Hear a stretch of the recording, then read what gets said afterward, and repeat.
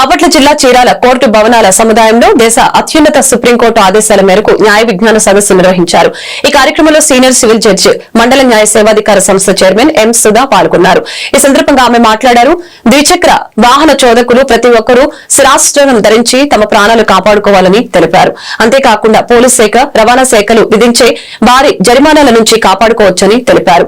Bike రేసులు, triple riding, drunk and drive, మైనర్లు driving చేయడం, సెల్ ఫోన్స్ మాట్లాడుతూ డ్రైవింగ్ చేయడం తదితర నేరాల నుంచి దూరంగా ఉండాలని సూచించారు. కార్యక్రమంలో principal, junior civil judge Rehana madam, second class magistrate Srinivasarao, భారధ్యక్షులు గౌరవ Ramesh Babu, social worker ST Mateen, న్యాయవాదులు, కక్షిదారులు, కోర్టు సిబ్బంది, ప్రజలు పాల్గొన్నారు.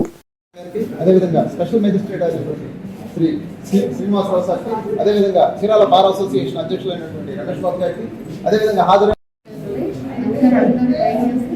హెల్మెట్ పెట్టుకొని ప్రయాణం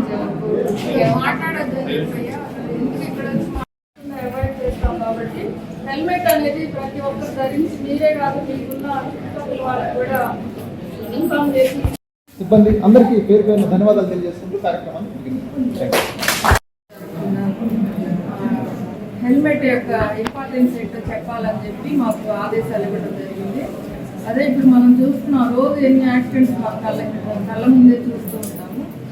ఏంటంటే ఒకప్పుడు మన దేశం ఇంత డెవలప్మెంట్ రాకముందు నడుచుకుంటూ ఎంత దూరం అయినా కూడా వెళ్తూ ఉండేవాడు. అప్పుడు ఆరోగ్యంగా ఉండేది. ఎద్దుల బండ్లు, గుర్రం బండ్లు ఇవన్నీ ఉండేవి. యాక్సిడెంట్ జరిగేయడం అనేది జరిగేది కాదు.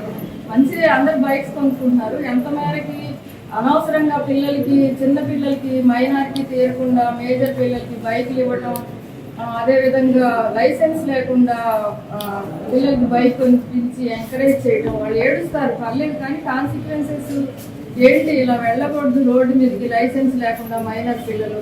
సార్ చెప్పారు ఇన్సిడెంట్, నేను మొన్న కోర్టుకు వస్తుంటే పిల్లోడు ఇలా అనేసి చెట్టు పడిపోయి చెవులో బ్లడ్ వచ్చేసింది. అక్కడే స్పాట్ కాదు. 16 years అంట పిల్లోడికి. మరి పేరెంట్స్ ఎందుకు అంత పెద్ద బైక్ కొనించాలి చెప్పండి? మనిషి జీవితం అనేది చాలా వాల్యుబుల్ లైఫ్ అన్నమాట.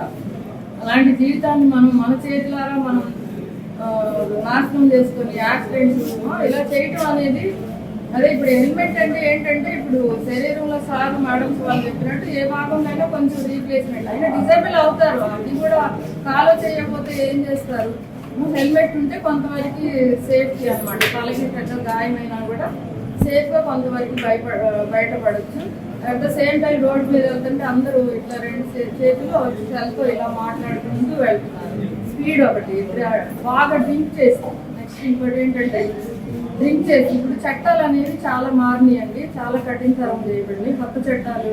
బిఎన్ఎస్ యాక్ట్ అని ఒకటి వచ్చింది. ఇంతకుముందు మనకి ఐపీసీలో section 337, 338 rash and negligent act, 304A ఒకవేళ మనిషి ర్యాష్ అండ్ నెగ్లిజెంట్ యాక్ట్ వల్ల 2 years వచ్చేది.